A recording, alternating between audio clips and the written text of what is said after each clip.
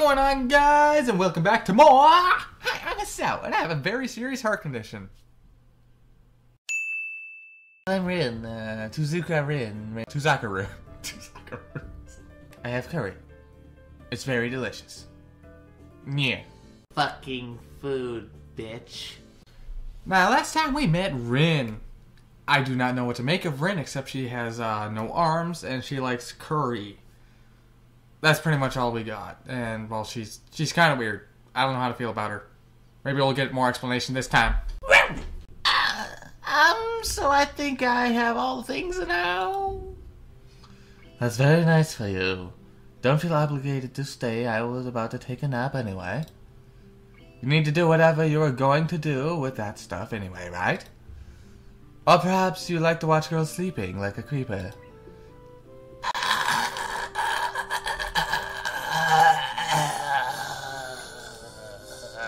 I'm not sure what to make of this, but Rin looks serious.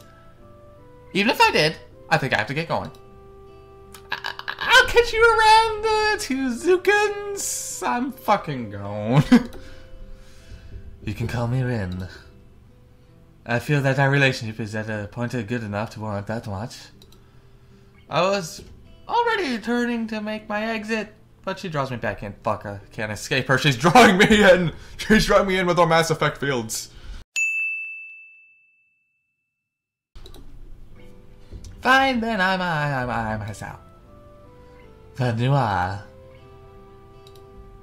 Rin looks at me hard in her eyes, but that intimidating feeling you get when someone stares at you isn't there. Okay!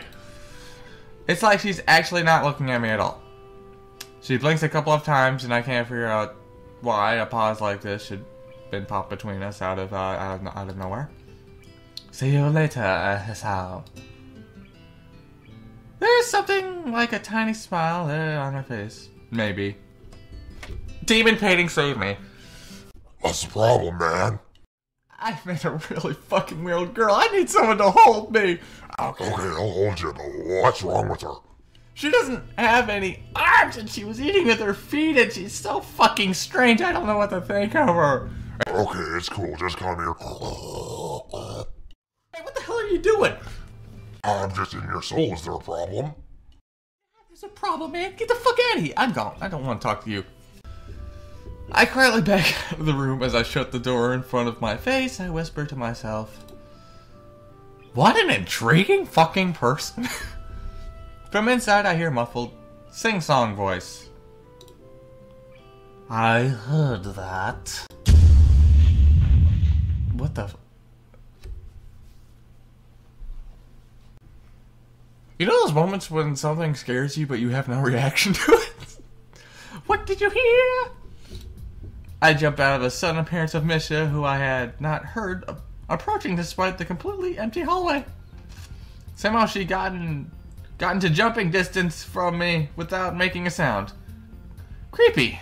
It briefly reminds me of Kenji's nutty theory about global feminist conspiracy. Okay. But I push that aside. Yeah, what the fuck? Shizune, standing slightly behind Misha, looks aloof as she couldn't have heard the remark. Fucking clever, hisao. That drew Misha's attention, but Misha is visibly excited. No, wait! More importantly, who's there? There's no club meetings today! She tries to curiously peek past me, even though the door prevents her from seeing anyway. Okay. That's a fucking door, Misha! Love it! Feel it! Doors are the greatest ever!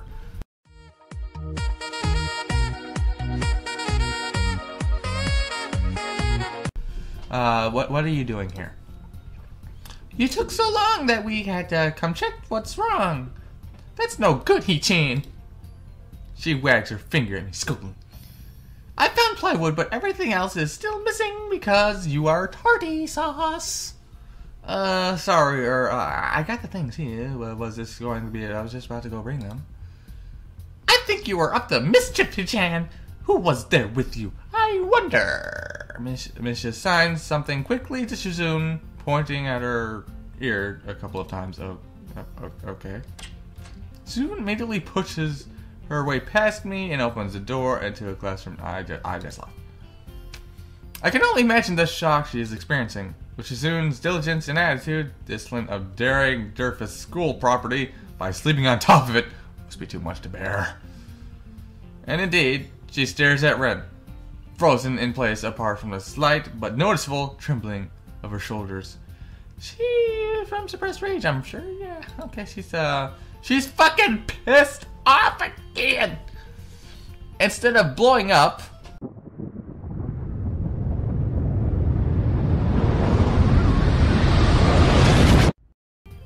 Shizune just takes a few deep breaths, adjusts her glasses, and slams the door shut, turning the sign fiercely at me.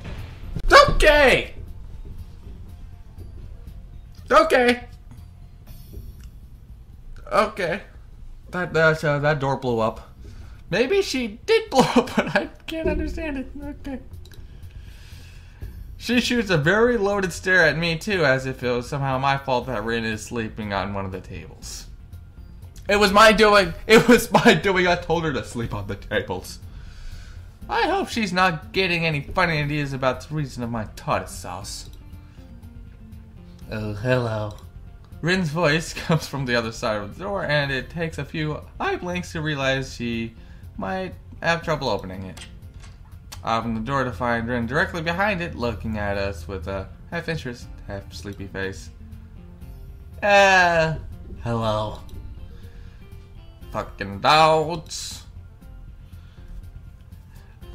Miss Tezuka, what do you think you were doing? You were absolutely not permitted to use school property for such disgraceful activity. It's sure suddenly crowded in here. I didn't know I was this popular. I don't know what the fuck that was. It's hard to say whether she's happy or unhappy of this turn of events. At any rate, she ignores Shizune and Misha's scolding, so they have no choice but to drop the issue. Shizune taps Misha's shoulder, points to Rin, and makes some quick signs. I'm gonna fucking kill Rin. I'm gonna fucking kill her with my goddamn jutsu.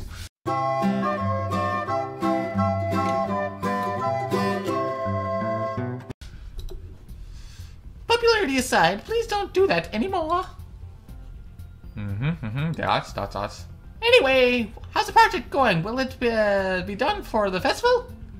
Rin looks at them blankly, apparently at ease under the pressure Shizune's cold stare is putting on her. I keep wondering about that myself, too. Fucking dots. And? Well, think about it harder. As Misha signs a reply to Shizune, her face turns into an unsatisfied frown. She has a really fucking frown. It's like, it's not even a frown, it's a fucking V face.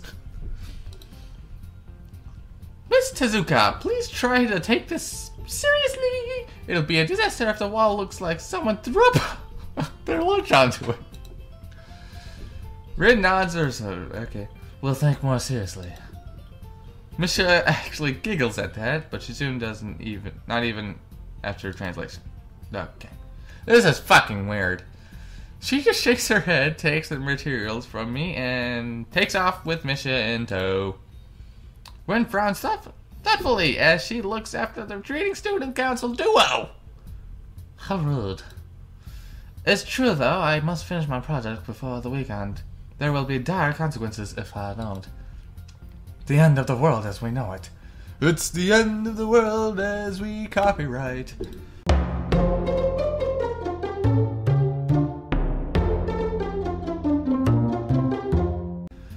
Like weekends usually are, but more dire. Much more dire. Maybe I'll postpone my nap to an unforeseen future. Oh, whatever. I am about to ask what project she has and what are these apocalyptic consequences, but she walks back into the art classroom. Okay. Since you have nothing to do, would you give me a hand? This paint can doesn't fit into my bag, but I need it.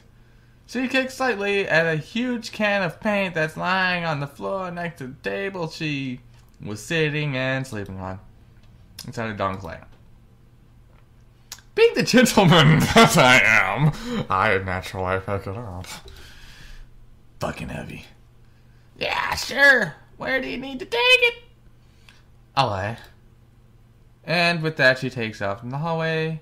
Me and the paint can following, since there's a little choice for either of us. Come on, Mr. Paint Can.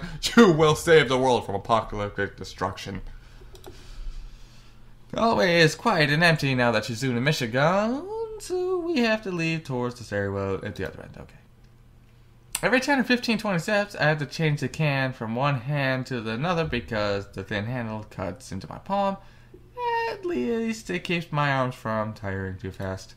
I know that I do that all the time.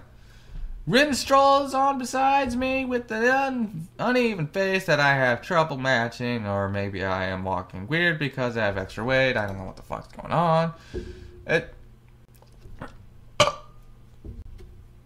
It seems one of us is constantly walking too slow or too fast, and I can't figure out which. I don't know.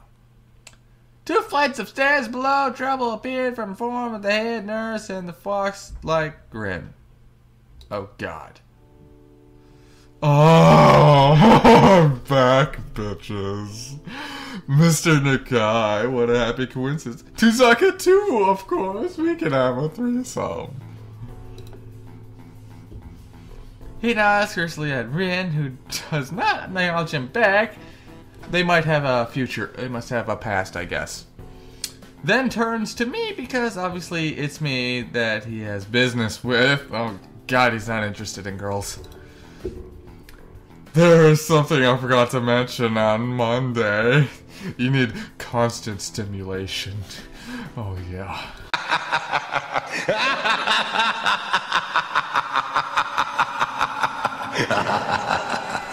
He nods and waits impulsively because I can't even begin to guess what he forgot. The feeling of blah handle delivery paper in my skin doesn't make me feel enthusiastic about his interruption either. It's about your medications. Since you haven't been that long on your current medications, there might be some unexpected side effects, which might require adjusting dosages or even changing it to another kind of medication. My favorite kind of medication, I call it the Long John.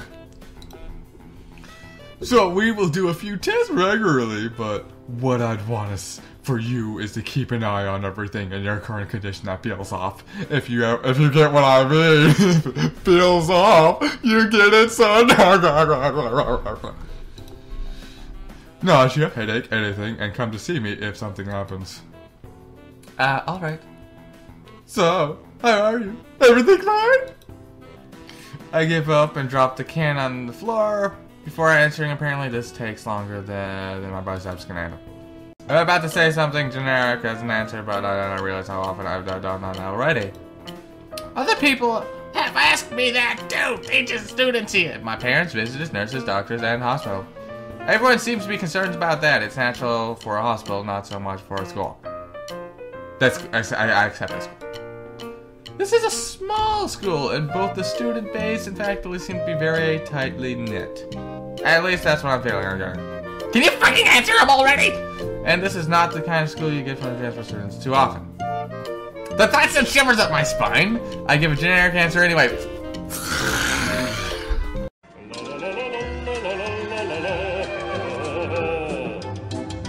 You went through all that shit not to give our generic answer. What do? Give a fucking generic answer. Congratulations, son. Fucking done.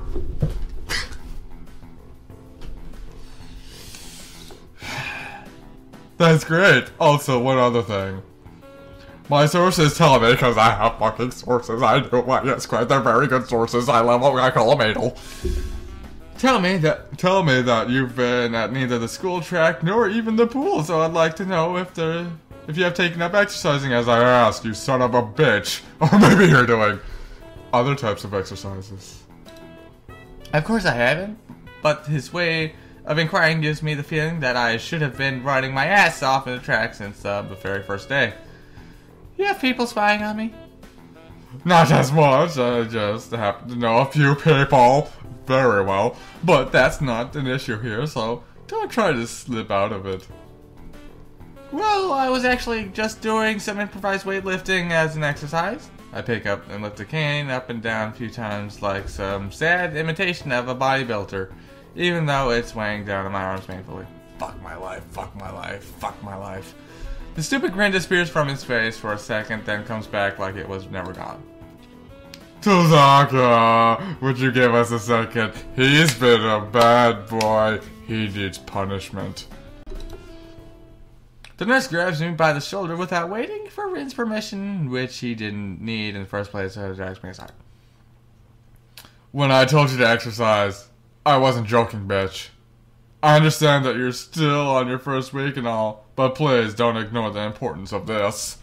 The reason I'm coming down this hard on you is that habits are not easy to form.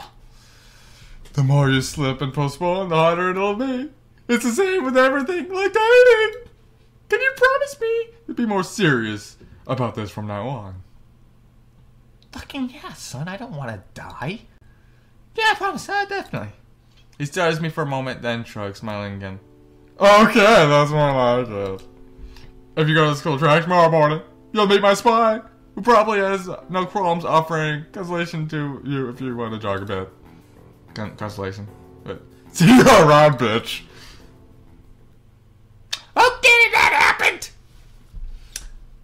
He leaves with a wave of his hand with no answer. I walk to Rin, who's been waiting, idly leaning against the hallway wall and staring at my pale lighting fixtures at the ceiling. Okay. Even when I approach, she doesn't move her eyes from them. Are you getting medications from your heart thingy? Were you listening? It comes out more accidentally than I intended, accidentally lashing out at her. But even so, I didn't really want to start talking about it. I just met her. I don't know her. It's none of her business. Fuck you. The nurse seems to be happily ignorant about confidentiality too, talking about that kind of thing in public. But it's not Rin's fault, is it? I look up at her, suddenly feeling a bit guilty, but Rin just staring past my shoulder, quizzly, her head like a bird's. I didn't know why this is hard for me. It feels like there's something in the lock that prevents me from being more upfront about this, and you're giving me a headache, son. Yeah, they're for my heart. Will it make you better? I don't know why she's starting to talk like this. 10 points off Gryffindor.